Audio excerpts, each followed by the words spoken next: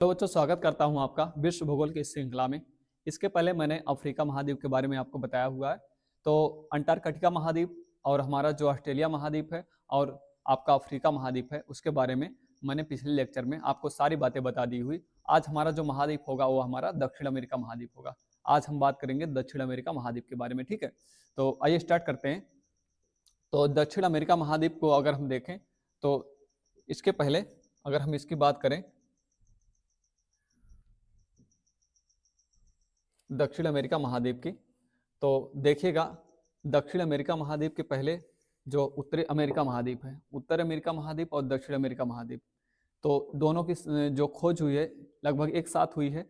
इस जो जिसको हमने कहा पश्चिमी दुनिया कहा जाता है ना, तो इस महाद्वीप के अंतर्गत अमेरिका महाद्वीप देखेंगे, जैसे उत्तरी अमेरिका महाद्वीप है,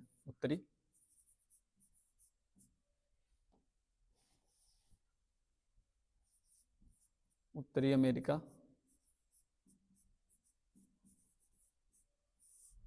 महाद्वीप और आपका दक्षिण अमेरिका महाद्वीप।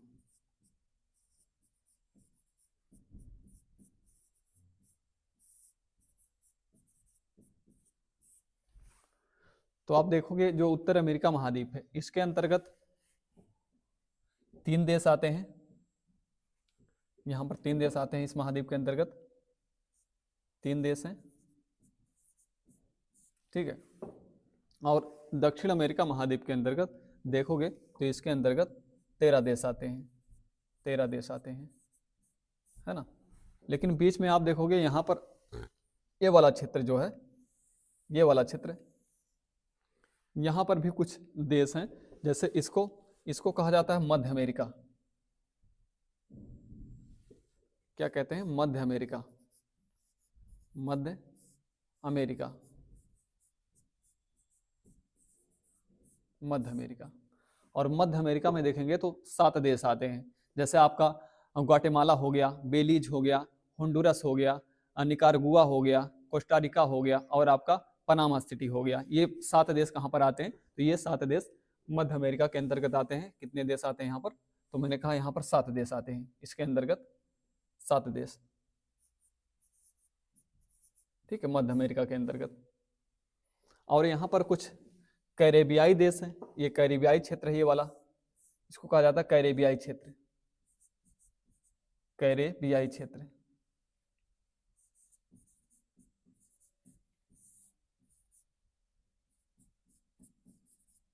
ठीक है। जैसे कैरेबियाई क्षेत्र में आप देखोगे जो आपका हैती है और क्यूबा है, हवाना है, ये सारे देश किसके अंतर्गत आते हैं? इस कैरेबियाई क्षेत्र के अंतर्गत आते हैं, कैरेबियाई देशों के अंतर्गत आते हैं। तो लेकिन हमने कहा ये जो आपका मध्य अमेरिका है और ये कैरेबियाई क्षेत्र है और ये आपका दक्षिण अमेरिका है, तीनों को मिलाकर लैटिन अमेरिका भी कहते हैं। क्या कहते हैं? Latin America. तो जब भी आपसे पूछा जाए लैटिन अमेरिका किसको कहा जाता है, लैटिन अमेरिका में कौन कौन से देश आते हैं? Latin America, Latin America. कभी कभी पूछा जाता है लैटिन अमेरिका के अंतर्गत कौन सा क्षेत्र नहीं आता या कौन सा देश नहीं आता। तो लैटिन अमेरिका में हमने ये बताया आपसे कि लैटिन अमेरिका में कौन कौन से आते हैं।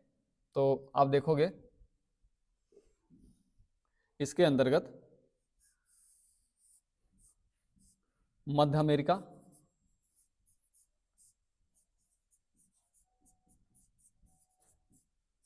के देश, जो मध्य अमेरिका के देश हैं, इसके अलावा जो कैरेबियाई देश हैं, कैरेबियाई देश, ठीक है, कैरेबियाई देश है। और इसके अलावा जो आपके अन्य देश हैं, जैसे हमने कहा दक्षिण अमेरिका महाद्वीप, दक्षिण अमेरिका के देश, ठीक है। तो उत्तर अमेरिका में 3 देश हैं, आप जानते हो, कनाडा है और मैक्सिको है और अमेरिका है। 3 देश उत्तर अमेरिका महाद्वीप के अंतर्गत आते हैं। बाकी दक्षिण अमेरिका महाद्वीप के अंतर्गत 13 देश आते हैं और आपके मध्य अमेरिका देश के अंदर 7 देश आते हैं, जिसको मैंने बताया। उसके बाद लैटिन अमेरिका के अंतर्गत, जो लैटिन अमेरिका जिनको कहा जाता है, तो लैटिन अमेरिका में मध्य अमेरिका के 7 देश आते हैं और आपके जितने कैरेबियाई देश हैं वो लैटिन अमेरिका के अंतर्गत आते हैं। बाकी दक्षिण अमेरिका के जो देश हैं वो लैटिन अमेरिका के अंतर्गत सारे आते हैं, उनको कहा जाता है लैटिन अमेरिका के देश। ठीक है, तो ये चीजें आपको पता होनी चाहिए। आज हम बात करेंगे प्रमुख रूप से जो हमारा देश है कौन सा महाद्वीप है, तो हमारा महाद्वीप है दक्षिण अमेरिका महाद्वीप। ठीक है, इसी के बारे में बात करेंगे। यह है आपका दक्षिण अमेरिका महाद्वीप।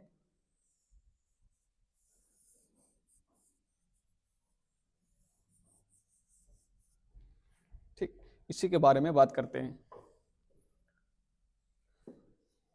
तो देखिए, दक्षिण अमेरिका जो महाद्वीप है, इसके इधर देखेंगे, इस साइड में देखेंगे तो ये आपका प्रशांत महासागर है, ये है आपका प्रशांत महासागर, और ये है आपका अटलांटिक महासागर। अटलांटिक महासागर, ठीक है। ये आपका जो है हमने कहा कैरेबियाई सागर है,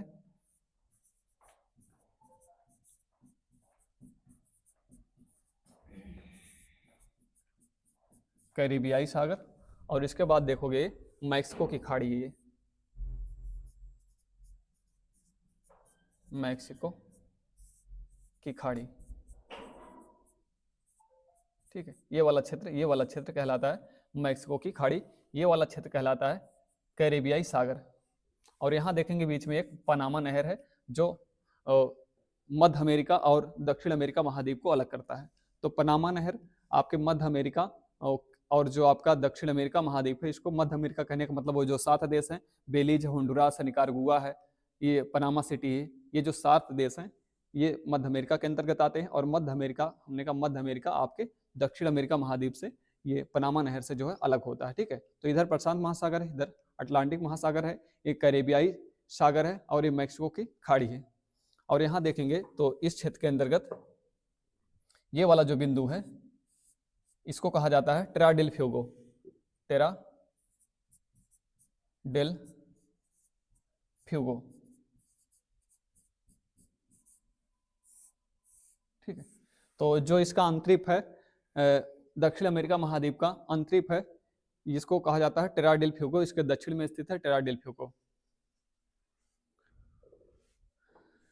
ठीक है, तो ये इसका जलीय वितरण है इस महाद्वीप के, हमने कहा चारों तरफ जो जलीय क्षेत्र है ये सारी चीजें हैं। प्रशांत महासागर इसके पश्चिम क्षेत्र में स्थित है, और जो आपका अटलांटिक महासागर है इसके पूर्वी क्षेत्र में है, और उत्तरी क्षेत्र में आपका कैरेबियाई सागर है, और निचले क्षेत्र में आप देखोगे टेरा डेल फ्यूगो। हमने कहा ये जो क्षेत्र है टेरा डेल फ्यूगो, इसका बिंदु है दक्षिणतम बिंदु है। ठीक है, उसके बाद इस महाद्वीप के अंदर अगर हम इसका राजनीतिक विभाजन देखते हैं, राजनीतिक विभाजन,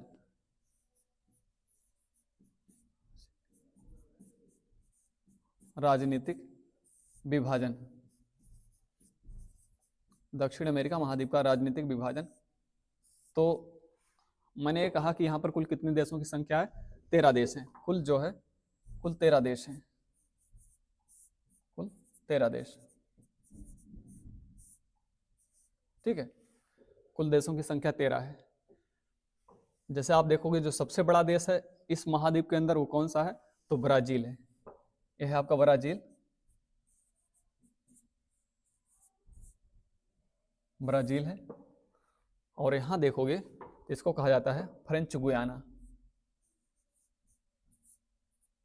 फ्रेंच गुयाना कहते हैं। और इसके बगल में देखोगे तो ये आपका है सूरीनाम, इसको सूरीनाम कहते हैं, सूरीनाम। ठीक है, इसको सूरीनाम कहा जाता है। और इसके पश्चिम में देखेंगे इसको कहते हैं गुयाना, गुयाना। ठीक है, उसके बाद ये वेनेजुएला है आपका, वेनेजुएला। और ये है आपका कोलंबिया,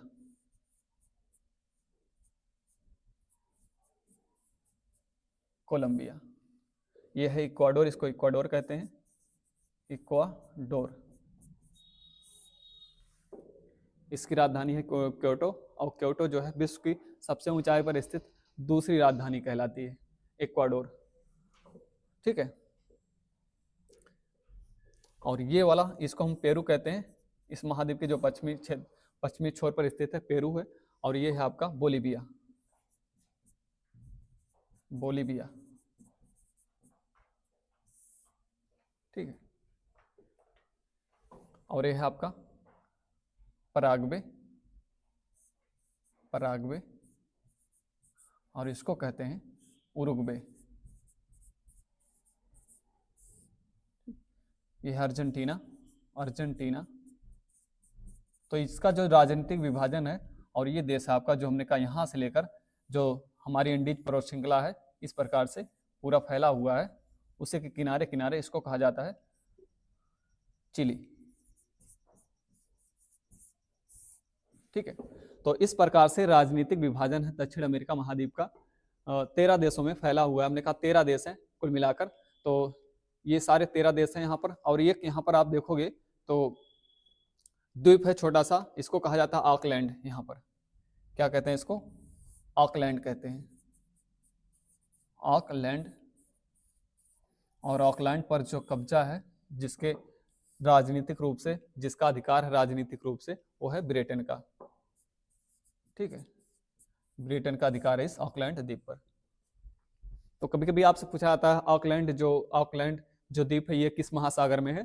तो आपके किस महासागर में है? अटलांटिक महासागर में। और किस महाद्वीप के अंतर्गत आता है? तो अगर देखें भौगोलिक रूप से ये दक्षिण अमेरिका महाद्वीप के अंतर्गत आता है, लेकिन राजनीतिक रूप से इस पर अधिकार किसका है? तो ब्रिटेन का है ऑकलैंड द्वीप पर, ठीक है। तो ये इस प्रकार से राजनीतिक विभाजन देख सकते हैं। और इसमें आप देखोगे तो 2 स्थल अवरुद्ध देश हैं। 2 स्थल अवरुद्ध देश कौन कौन से हैं? तो आप जानते हो, एक आपका बोलीविया है और एक पराग्वे है ना। ये 2 स्थल अवरुद्ध देश हैं, एक बोलीविया है और दूसरा कौन सा हमारा? पराग्वे है। ये देश बोलीविया है, ये बोलीविया है, और ये वाला जो है पराग्वे है। 2 स्थल अवरुद्ध देश। तो इस महाद्वीप के अंदर 2 स्थल अवरुद्ध देश, एक पराग्वे एक बोलीविया।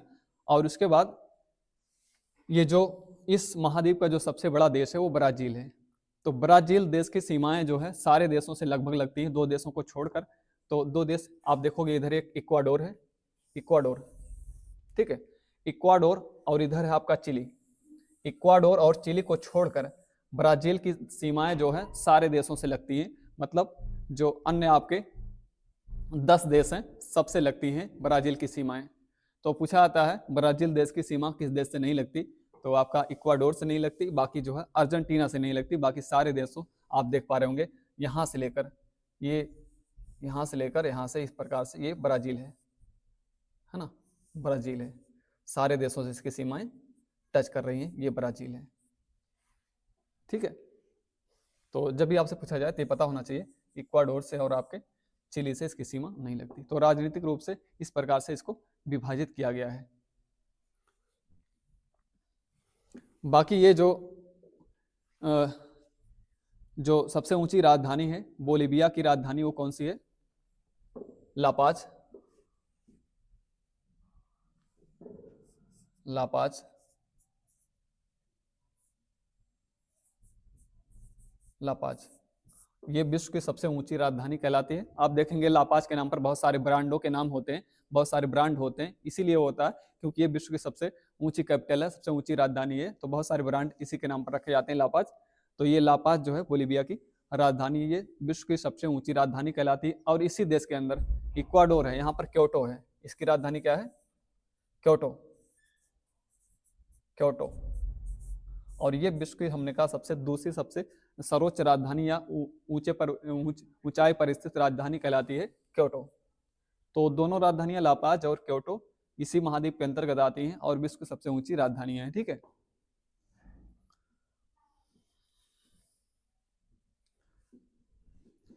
इसके बाद बात करते हैं प्रमुख यहाँ जो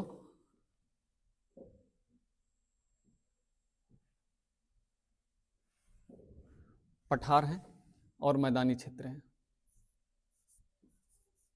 एक चीज और देख लेते हैं, जैसे ये जो प्रमुख रेखाएं यहां से गुजरती हैं, जैसे आप देखोगे तो इस महाद्वीप से 2 रेखाएं गुजरती हैं। एक आपकी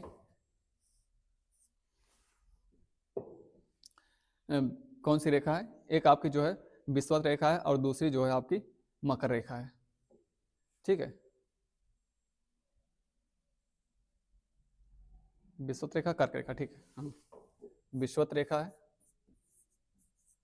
विषुवत रेखा, और दूसरी आपकी मकर रेखा।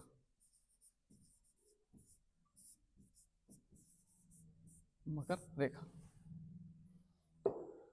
तो जो विषुवत रेखा है ये यहां से गुजरती है, आप देखोगे इस महाद्वीप के अंतर्गत, तो यहां से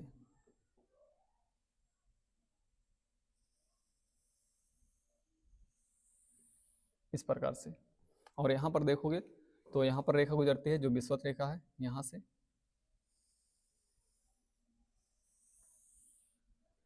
तो जब भी आपसे पूछा जाए तो विषुवत रेखा,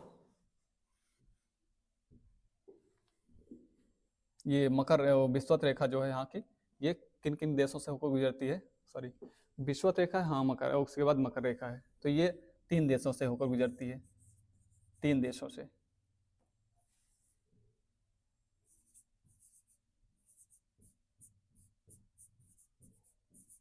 कौन कौन से? आपका इक्वाडोर है, और कोलंबिया है, और ब्राजील है। इक्वाडोर, इक्वाडोर, कोलंबिया,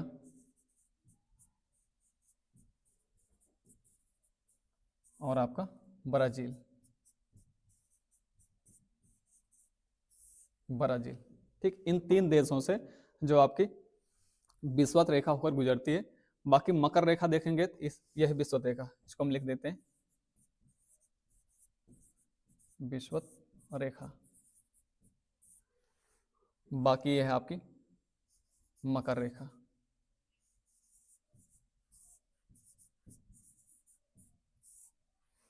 और ये गुजरती है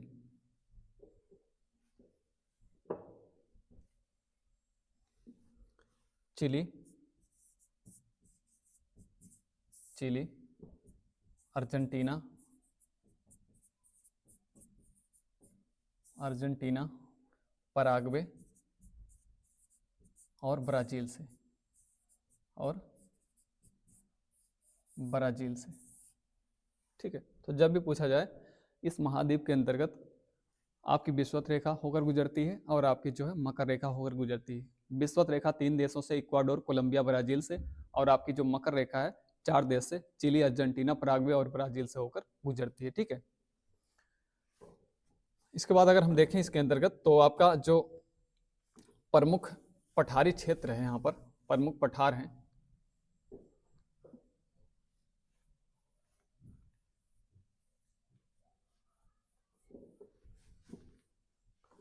प्रमुख पठार,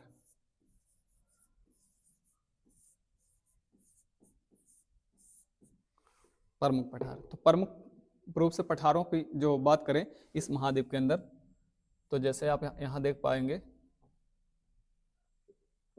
बोलिविया का पठार है, बोलिविया पठार, ठीक है। कोलंबिया पठार,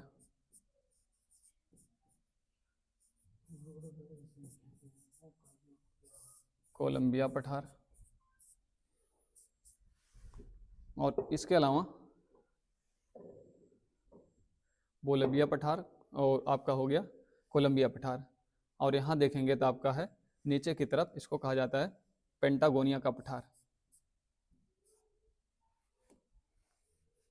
पेंटागोनिया का पठार,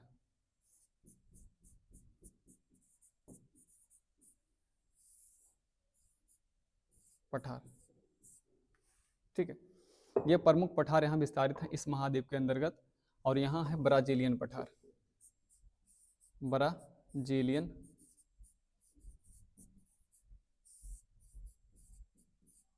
पठार, ठीक है। और यहाँ देखोगे तो है यहाँ गिनी पठार, गिनी पठार। ये प्रमुख पठार इस महाद्वीप के अंदर विस्तारित हैं। जैसे हम देखें इसे तो ये वाला क्षेत्र ब्राजीलियन पठार है, और ये है आपका गिनी का पठार, ठीक। और यहाँ है आपका पेंटागोनिया का पठार अर्जेंटीना के अंदर, और ये है बोलीविया पठारी क्षेत्र, बोलीविया पठारी क्षेत्र। और उसके बाद आपका है कोलंबिया का पठार, कोलंबिया का पठार यहाँ पर, ठीक है। ब्राजीलियन पठार इसको कहते हैं, ब्राजीलियन पठार। और ये है गिनी का पठार,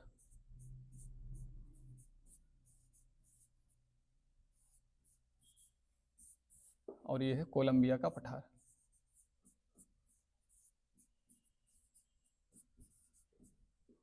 कोलंबिया पठार, ठीक है। इसको कहा जाता है बोलीविया का पठार। और बोलीविया का पठार इस महाद्वीप का सबसे ऊंचा पठार कहलाता है। इस महाद्वीप का जो सबसे ऊंचा पठार है कौन सा है? बोलीविया पठार, ठीक है। विश्व का जो सबसे ऊंचा पठार है वो पामीर का पठार है, तिब्बत का पठार है जो चाइना के अंदर है ना। और ये है पेंटागोनिया का पठार, पेंटागोनिया,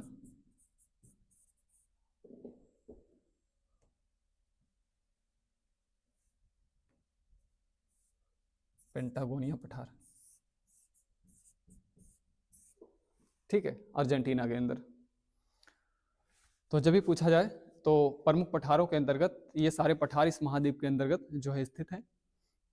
पठारों के बाद हम बात करें तो यहाँ के मरुस्थलों के बारे में।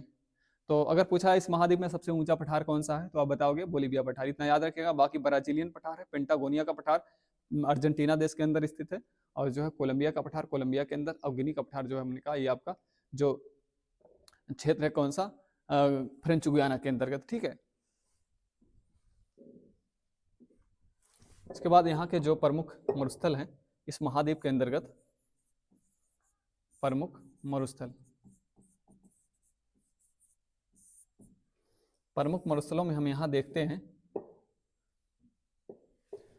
जैसे कोटापैक्सी, कोटापैक्सी,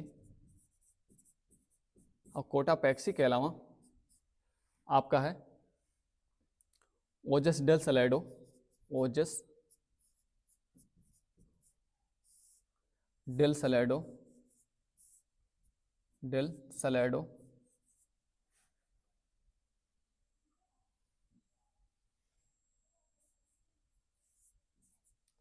सैलाडो, ठीक है। और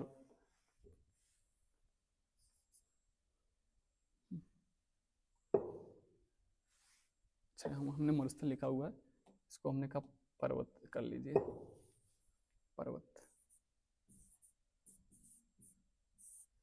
ठीक है।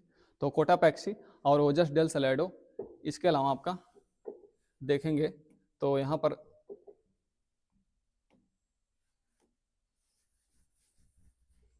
ये वाला क्षेत्र है इक्वाडोर का,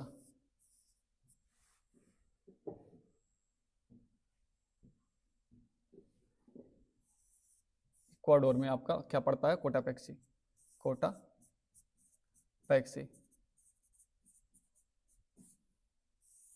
ठीक है। और कोटापैक्सी आप जानते हैं ये ज्वालामुखी पर्वत है। किस प्रकार का पर्वत है? ज्वालामुखी पर्वत है। और यहीं पर है आपका चिम्बराजो, चिम्बराजो, चिम्बराजो, ठीक है। तो प्रमुख पर्वत में हमने कहा कोटापैक्सी है जो इक्वाडोर के अंदर है, और इक्वाडोर में ही आपका चिम्बराजो ये भी ज्वालामुखी पर्वत है, और आपका कोटापैक्सी ये भी हमने कहा ज्वालामुखी पर्वत है। और उसके बाद ओजस डे सैलाडो है आपका यहाँ पर, यहाँ पर, ठीक है, अर्जेंटीना के अंदर। ओजस डेल सैलाडो, ओजस डेल सैलाडो, डेल सैलाडो, कहाँ पे? अर्जेंटीना के अंदर, ठीक है। और यहाँ देखोगे तो आपका किलिमंजारो है यहाँ पर, ये वाला क्षेत्र इसको कहते हैं किलिमंजारो, किलिमंजारो,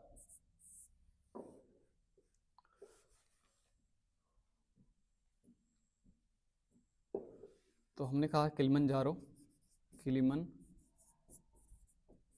किलिमंजारो, और आपका चिम्बराजो, चिम्बराजो, ठीक है। और आपका रॉकी पर्वत श्रृंखला, रॉकी पर्वत श्रृंखला। ठीक है, तो इस महाद्वीप में जो सबसे लंबी पर्वत श्रृंखला है वो कौन सी है?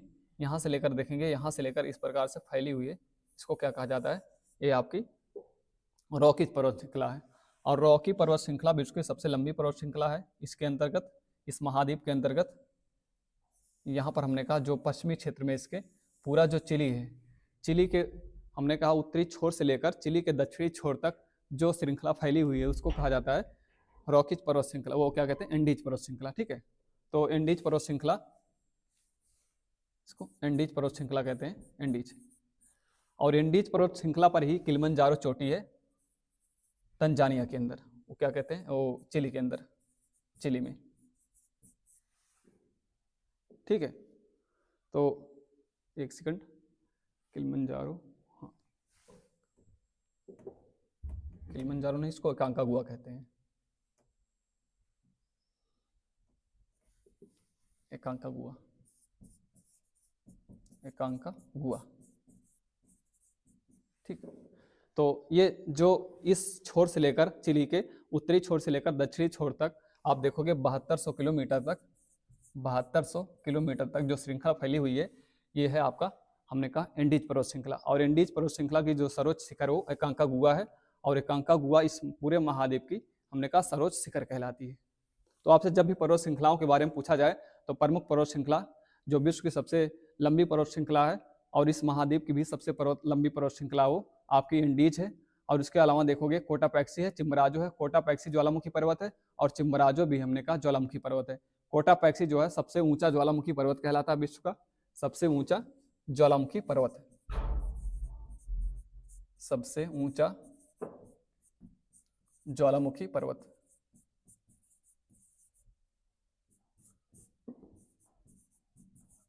पर्वत कोटापैक्सी। और ये किस प्रकार का है?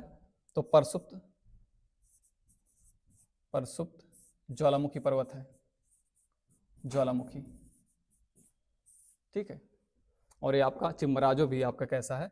ये ज्वालामुखी पर्वत है, ज्वालामुखी पर्वत। ठीक है, बाकी किलिमंजारो जो है ये भी ज्वालामुखी पर्वत है। और इसी श्रृंखला के अंतर्गत जो एंडीज पर्वत श्रृंखला है एकांकागुआ, ये भी जो है इसी के अंतर्गत सबसे ऊंची चोटी है। और ये हमने कहा ये भी उसी के अंतर्गत ज्वालामुखी पर्वत के अंतर्गत ही आता है, इस महाद्वीप के अंतर्गत। ओजस डेल सैलाडो आप देखोगे तो ओजस डेल सैलाडो ये जो है सक्रिय, वो क्या कहते हैं, ज्वालामुखी पर्वत ये भी है ओजस डेल सैलाडो, लेकिन ये हमने कहा किस प्रकार का है? शांत ज्वालामुखी पर्वत का उदाहरण है, शांत ज्वालामुखी पर्वत। ठीक है, तो ये सारी पर्वत श्रृंखलाएं हैं इस महाद्वीप के अंतर्गत। जब भी आपसे पूछा जाए तो इतनी बातें आपको यहाँ से इस महाद्वीप के अंतर्गत आपको पता होना चाहिए। कोटापैक्सी विश्व का सबसे ऊंचा पर्वत कहलाता है। बाकी हमने कहा ओजस डेल सैलाडो ये विश्व के सर्वाधिक ऊंचाई पर स्थित पर्वत कहलाता है। ये सबसे ऊंचा पर्वत कौन सा है? कोटापैक्सी है, ऊंचा पर्वत। लेकिन विश्व के सर्वाधिक ऊंचाई पर स्थित पर्वत पूछा जाए तो आप बताओगे ओजस डेल सैलाडो को बताओगे। ठीक है, किलिमंजारो इसको एकांकागुआ कहते हैं, हमने यहाँ लिखा हुआ है एकांकागुआ। ठीक है, एकांकागुआ कहते हैं, किलिमंजारो नहीं। किलिमंजारो तो हमारा अफ्रीका महाद्वीप के अंतर्गत है। ठीक है, तो इतनी बातें आपको इस पर्वत के बारे में, इस महाद्वीप के बारे में पता होनी चाहिए। ठीक है, आगे हमारी चीजें जो इसके अंतर्गत, इस महाद्वीप के अंतर्गत, वो है प्रमुख झीलें। प्रमुख झील। तो प्रमुख झीलों में कौन कौन सी प्रमुख झीलें यहाँ पर आपको दिखाई देती हैं? आप देखोगे तो यहाँ पर टिटिकाका झील है बोलिविया के अंदर, और यहाँ पर एक है मार्कैबो झील। ठीक है, ये झील है टिटिकाका झील, टिटिकाका, और यहाँ पर है मार्कैबो।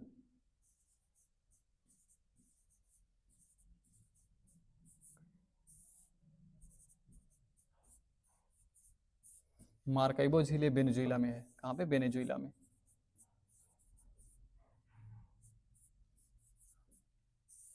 वेनेजुएला के अंदर, ठीक है। और आपकी जो टिटिकाका है आप जानते हैं पेरू और बोलीविया की सीमा पर स्थित है। इस तरह से यहाँ देखें तो ये पेरू और ये जो आपको दिखाई दे रहा है इसको टिटिकाका झील कहा जाता है। और पेरू और बोलीविया की सीमा पर स्थित है। कहाँ पे? पेरू और बोलीविया।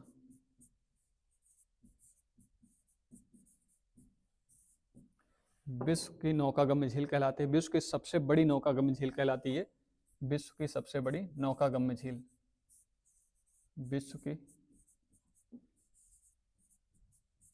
सबसे बड़ी नौकागम्य झील।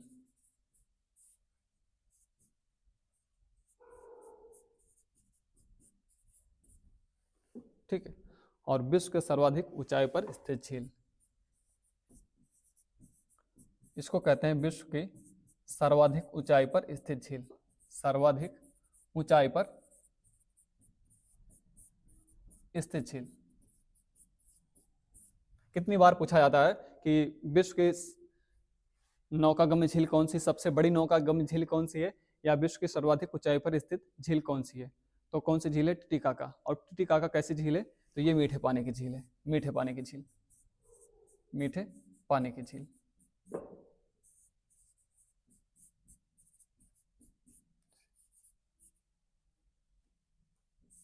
ठीक है।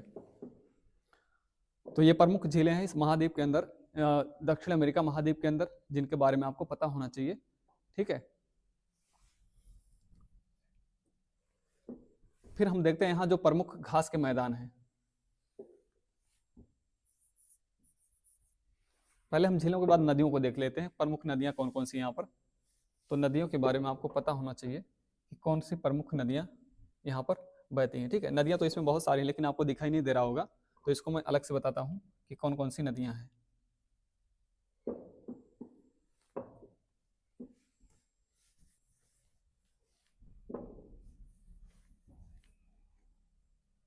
आप जानते हो विश्व की जो सबसे बड़ी नदी है, लंबी नदी नहीं, विश्व की जो सबसे बड़ी नदी है इसी महाद्वीप के अंतर्गत आती है ना।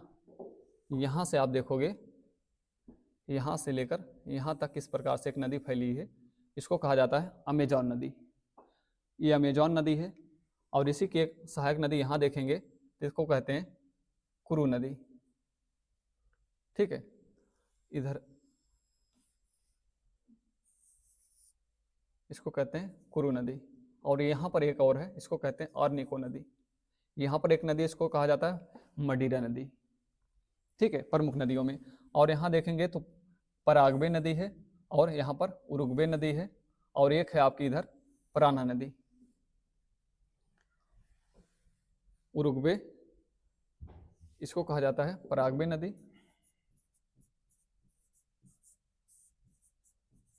पराग्वे नदी, और ये है आपकी उरुग्वे नदी, और आपकी पराना नदी।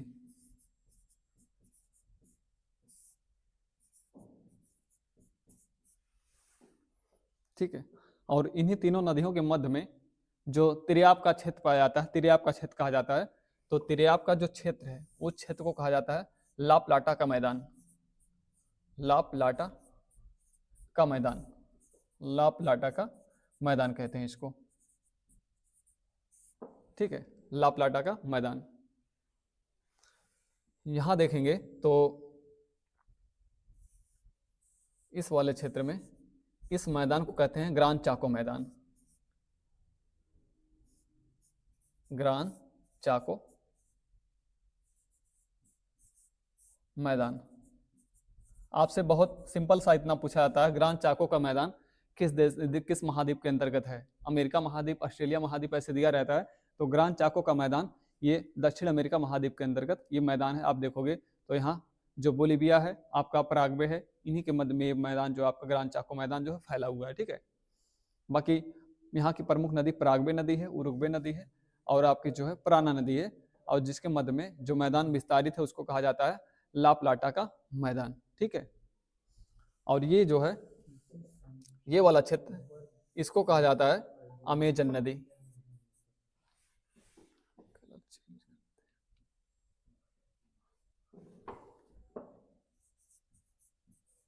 अमेजन, अमेजन नदी। और अमेजन की सहायक नदी है, इसको कुरु नदी कहते हैं।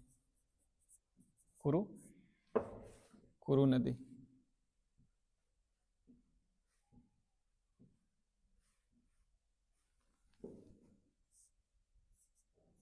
कुरु। और ये है आपकी आर्निको नदी।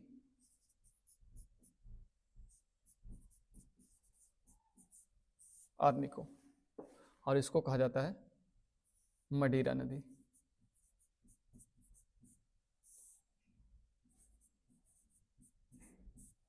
ठीक है। आप जानते हैं अमेजन नदी विश्व की सबसे बड़ी नदी कहलाती है। विश्व की सबसे बड़ी नदी।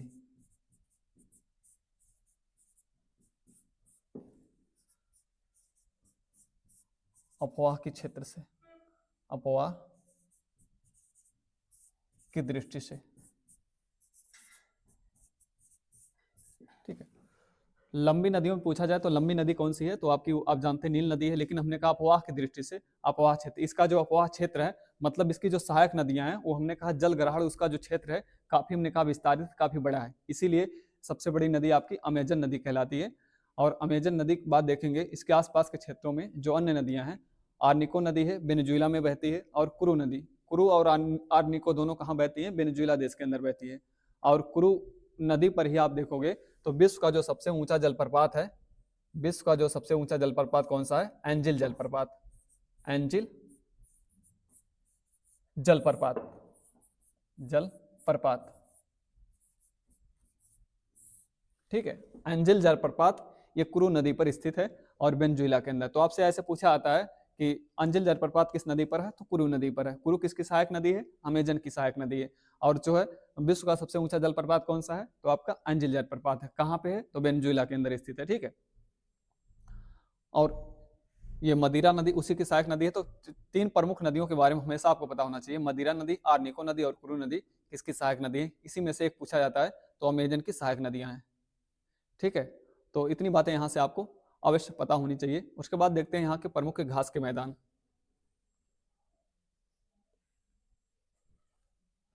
प्रमुख, इसको मिटा देते हैं,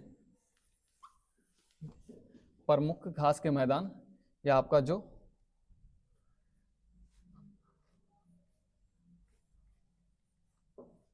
अमेजन का जंगल है। ठीक है। तो देखिए प्रमुख घास के मैदानों में, घास के मैदान, देखिए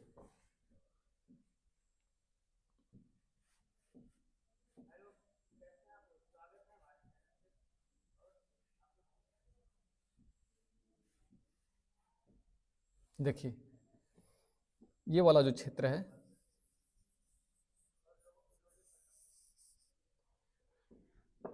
ये सेलवास का क्षेत्र कहलाता है। इसको हम क्या कहते हैं, सेलवास, सेलवास का क्षेत्र। और ये वाला क्षेत्र है, इसको कहते हैं हम लानोज, इसको लानोज कहा जाता है, लानोज। ठीक है। तो ये वाला क्षेत्र लानोज का है और ये वाला क्षेत्र सेलवाज का है। और इसी सेलवास के क्षेत्र को अमेजन वन के रूप में देखते हैं हम, अमेजन वन। ठीक। और यहां पर देखेंगे ये वाला क्षेत्र कहलाता है कंपास का क्षेत्र।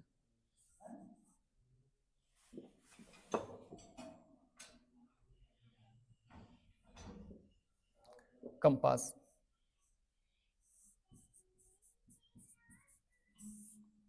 ये है लानोस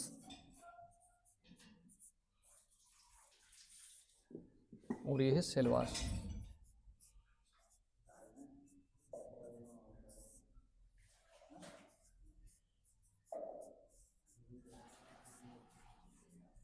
ठीक है। तो ये हो गया लानोस, जो हमने कहा इस महाद्वीप के उत्तरी छोर पर विस्तारित घास का मैदान लानोस कहते हैं, और लानोस के नीचे जो घास का मैदान है उसको हम क्या कहते हैं, उसको कंपास कहते हैं। और उसके नीचे ये वाला जो क्षेत्र कहलाता है सेल्वास कहलाता है, जहां पर हमने कहा अमेजन सदाबहार जो आपका वन है, अमेजन वन फैला हुआ है इन सारे क्षेत्रों में, पश्चिम से लेकर हमने कहा पूर्वी क्षेत्र तक। और उसके बाद यहाँ देखोगे तो ये आपका है पंपास का क्षेत्र, इसको हम कहते हैं पंपास का क्षेत्र। पंपास घास मैदान, घास मैदान, ठीक है, ये वाला क्षेत्र है।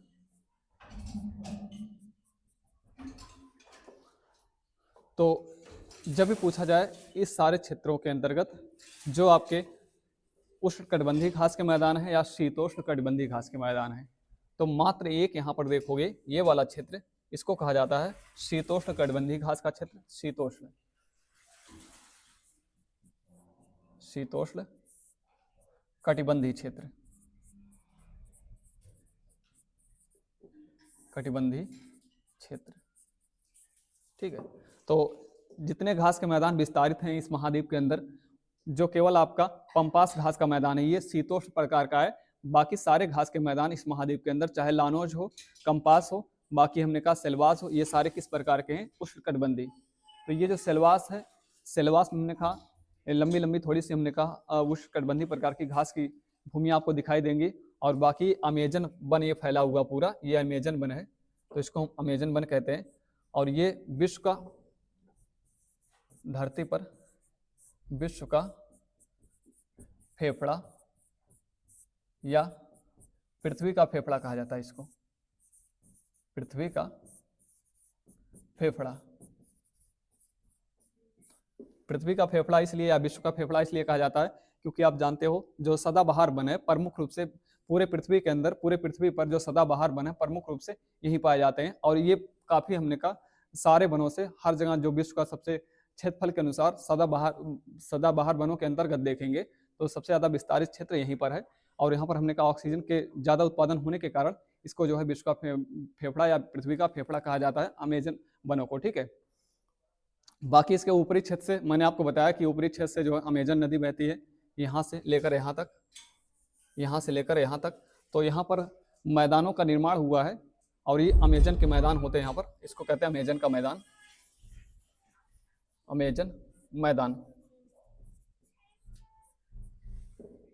ठीक है। तो अमेजन के मैदानी क्षेत्र जो है ये जो आपका वन है सेल्वास या हमने कहा अमेजन वन है, इसके उत्तरी छोर पर आपको दिखाई देंगे, इसके उत्तरी क्षेत्र में आपको दिखाई देंगे, ठीक है। तो जब भी घास भूमियों के बारे में पूछा जाएगा इस महाद्वीप के अंतर्गत तो प्रमुख रूप से आप पंपास को याद रखेंगे अर्जेंटीना के अंदर, है ना, और कंपास को याद रखेंगे ब्राजील में। तो ये है आपका अर्जेंटीना में, अर्जेंटीना, अर्जेंटीना, और ये है आपका कंपास जो है ब्राजील, ब्राजील। छोटी छोटी परीक्षाओं में इस तरह के प्रश्न पूछे जाते हैं कि कंपास किस देश के अंदर, तो ब्राजील के अंदर, पंपास जो है अर्जेंटीना के अंदर, लानोस जो है आपका वेनेजुएला के अंदर फैला हुआ है, वेनेजुएला, वेनेजुएला के अंदर फैला हुआ है, ठीक है। बाकी सेल्वास पूछा जाए तो सेल्वास आपके ब्राजील क्षेत्र में, ये ब्राजील क्षेत्र में, और आपका कुछ आता है इसके अंतर्गत जो आपका बोलीविया का क्षेत्र है और कोलंबिया का क्षेत्र है, ठीक है।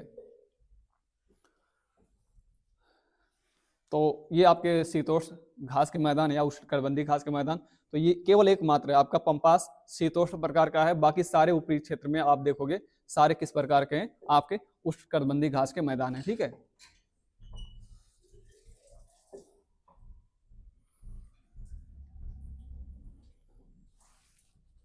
चलिए, तो आज की क्लास में इतना ही। बाकी इसमें जो चीजें बची हुई हैं अगले क्लास में हम उसको देखेंगे, समय का अभाव है इसलिए जो चीजें बच गई यहाँ से उसको अगले पार्ट में हम देखेंगे, जो दक्षिण अमेरिका का दूसरा पार्ट होगा उसमें उसको कवर किया जाएगा। तो आज के लिए इतना ही, मिलते हैं अगले क्लास में, तब तक के लिए थैंक यू वेरी मच।